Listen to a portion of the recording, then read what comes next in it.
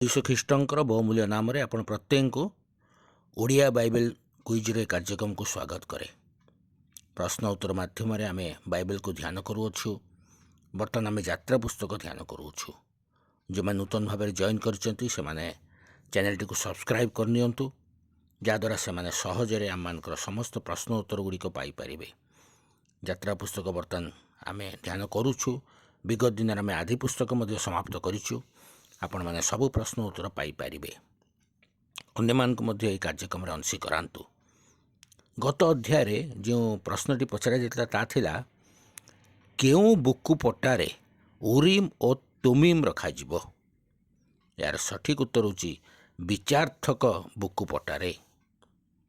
ଉତ୍ତରଟି ଆପଣମାନେ ଯାତ୍ରା ପୁସ୍ତକ 28 ପର୍ବ 30 ପଦରେ ପାଇପାରିବେ। ଆଜି ନିମନ୍ତେ ପ୍ରଶ୍ନ ହେଉଛି, ହାରଣ ଓ ତାଙ୍କର ପୁତ୍ରମାନଙ୍କୁ ଯାଜକ କର୍ମ ନିମନ୍ତେ କିଏ ଅଭିଷେକ କରି ପବିତ୍ର କରିବେ?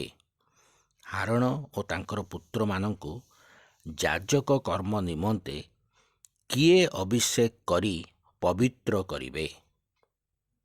ଆପଣମାନଙ୍କ ଉତ୍ତର ଆମମାନଙ୍କ ଏହି ଭିଡ଼ିଓର କମେଣ୍ଟ ବକ୍ସରେ ଯାଇ ଆମମାନଙ୍କୁ ଜଣାନ୍ତୁ। ସାନ ସାନ ପିଲାମାନଙ୍କୁ, ବିଶେଷ ସଣ୍ଡେ ସ୍କୁଲ ପିଲାମାନଙ୍କୁ କୁହନ୍ତୁ ଏଥିରେ ଅଂଶୀ ହେବେ, ଯାହାଦ୍ୱାରା ସେମାନଙ୍କ ବାଇବେଲ ଜ୍ଞାନ ବୃଦ୍ଧି ପାଇବ। ଧନ୍ୟବାଦ।